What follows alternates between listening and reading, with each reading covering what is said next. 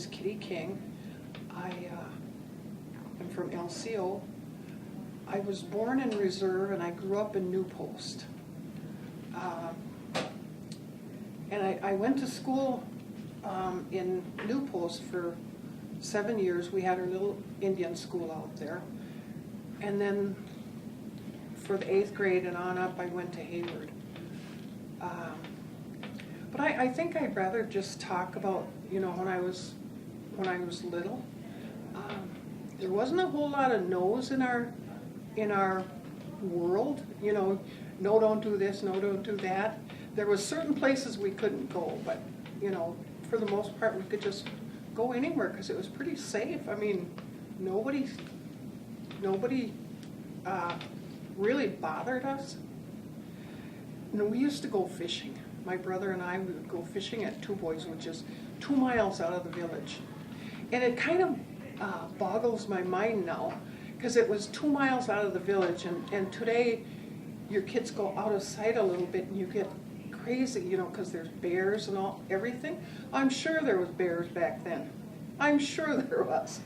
And what my mother did, she would take a pop can, and where you punch the holes, she would put a little shoestring in there and tie it onto our belt loop with a couple little stones in it. Because the main thing you don't want to do is sneak up on a bear. If he can hear you coming, they generally go out of the way. But anyway, we used to go over there fishing, and we'd bring fish home, and we were the last house on Double C. And we had a broken window that had plastic on it. So in the night, after we cleaned our fish and everything, we had these pits that we throw our garbage in. And in the night, you could hear, there were bears out there, and today, a bear walks through your yard and you get all nuts, and it's not, and they're really not that scary. I mean, they shouldn't be. You're not going to run out there and play with them or anything. I mean, they're not they're wild. That's the whole thing. But anyway, I think about that every once in a while, and it's kind of scary. Not scary, but it just blows my mind that we were allowed to wander around like that back then. But anyway, that was one of my memories of fishing with my brother when we were little. And when I got older, quite a bit older, I got married, and my husband and I came to my mother's to visit, and my brother was 14, and he said, "Would you take me up by Straw Hat Springs?" He said, I want to go up there and hunt. So we took him up there, let him off. He says, "Come back for me when it's dark." And all our lives we heard these stories about my grandpa. He could pack a whole deer out of the woods. So here's my brother, a skinny little 14-year-old. We got up there, and here he was on the side of the road, and there was a deer laying there. And there was tracks all over. It looked like 5 guys walked through there. He had that deer up on his back, hadn't even field dressed it. It was the whole thing. It was rolling all over. So, and my grandpa, when he packed it out, he had this thing called a pack strap. You put it on your head, and you cut the deer down so the 2 legs, back legs are together, and you pile everything, all the rest of the meat in there, and wrap it up, and you can tote the whole deer out, and it's not that heavy. I mean, it's probably heavy, but it's not like just a deer.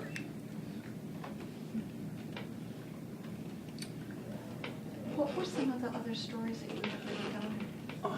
My favorite story from when that my grandmother and my mother used to tell, and they would tell this in the evenings. We didn't have TV, we didn't have electricity, so they told stories.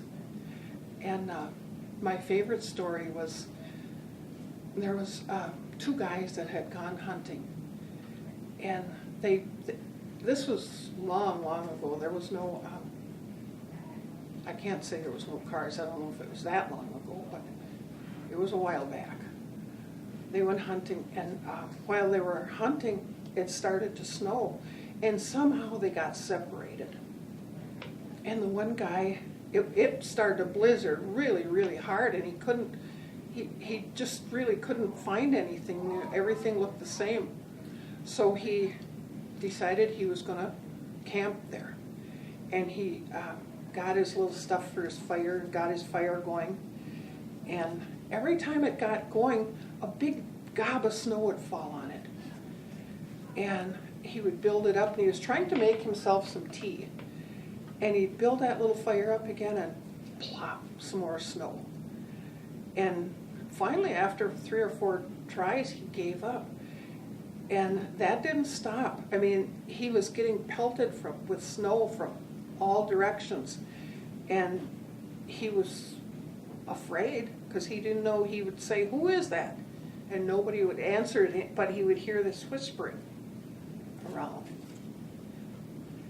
And pretty soon more snow and more snow. And not only that, pretty soon they were, doing stuff to him. And after a while he started to fight back. And they would get a hold of him, and there would be this big wrestling match, and he would throw this person over there somewhere. And he would just think he was all done, and next thing you know, somebody else had him, and there'd be this big wrestling match, and he'd throw this person over there. And he fought like that all night long, and he was cold, and he was tired, and he was sleepy, and he never got his tea. And it was starting to get daylight. He knew it was going to get daylight. And these ghosts kept bothering him. And finally, when it was just starting to get daylight, just a little tad, he got a hold of one of them, and he hung on for dear life. And this ghost said, let me go. And he knew they were going to hang on to him, so he kept fighting, let me go. And this man hung on and hung on and hung on. And as it got lighter, this ghost got weaker and weaker and weaker. And he didn't really know it was a ghost. He just knew he had somebody. And as it got lighter, this one that he had kept saying, let me go. And he was getting weaker and weaker. Let me go. And pretty soon it got daylight. And he looked, and what he had was a big rotten birch bark. And birch trees, they rot on the inside, and the outside is intact, so that's what he had, and it was soft, but he just, that's what he hung on to.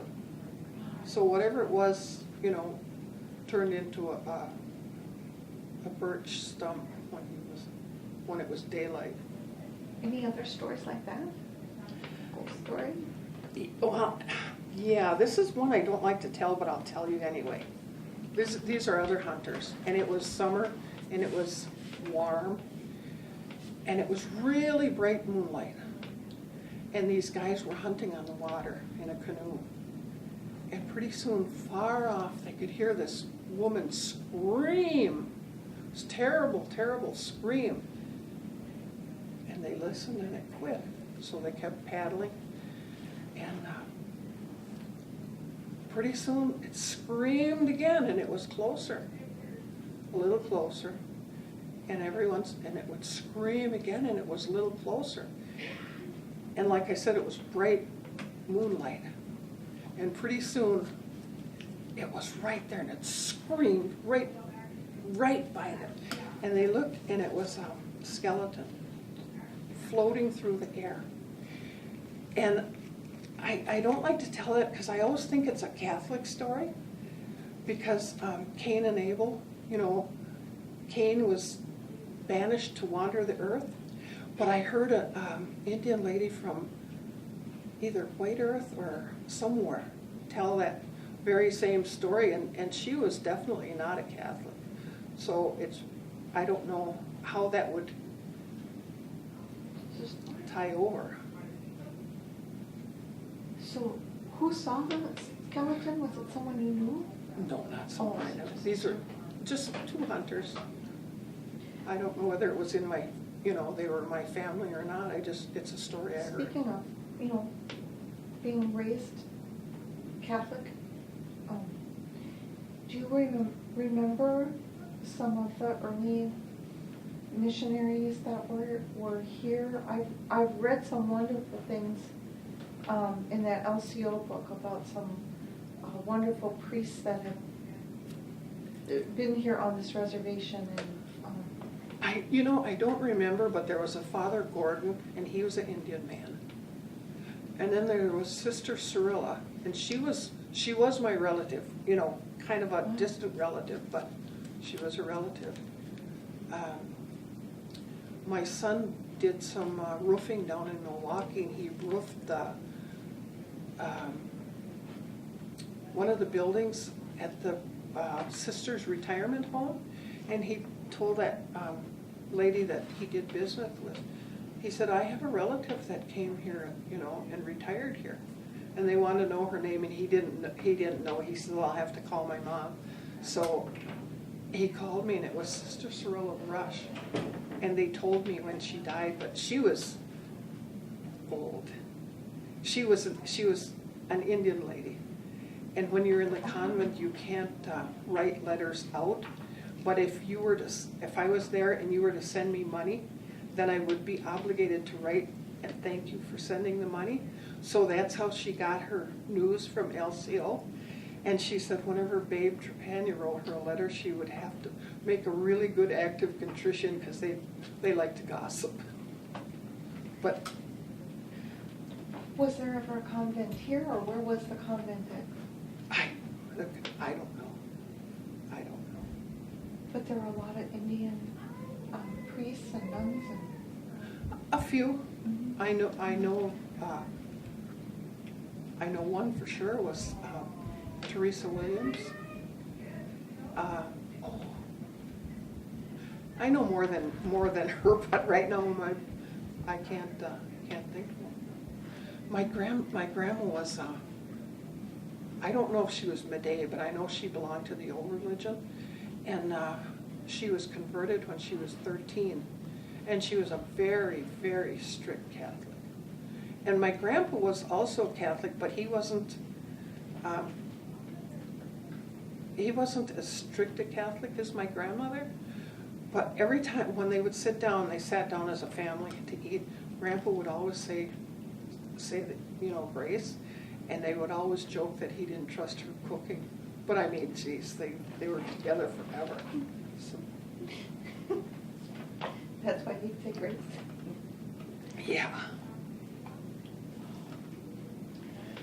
I have some stories about, well, one anyway. My grandma, when she was young, they would take their whole families to go ricing, and Grandma was in charge of making the bread. She might have been 12 or something, and she got the big skillet, she mixed up the bread, and she put it in the pan, and she thought, oh no, I forgot the salt, and here she was trying to add the salt while it was cooking. Do you remember going to like ricing camps and blueberry camps? No, I went to the maple sugar camp, but not ricing. Tell us about that. Well, there was snow on the ground and there was water running, and the kids were so silly. They would take their shoes off and wade in that water, and I can't, it's amazing we didn't get pneumonia or something. But it was a lot of fun, but it was a lot of hard work. You had to bring the little buckets over and pour them in the big bucket, and there was a lot of. They had this great big, it was some kind of a wooden, not wooden, but a metal tray. I don't know how big it was. I was small, young, and they called it a warming, and they put the syrup in there, or they boiled the sap in that, and then they put it in a big kettle to finish it. I don't hardly remember. All I remember is when it was done, not pretty close to done, we could take our spoon and put it and dip it in that sugar and go and put it in the snow, and it would make like a lollipop. Did you spend the night there, or did they actually set up a camp, or was it? No, it was close enough where we didn't have to spend the night there.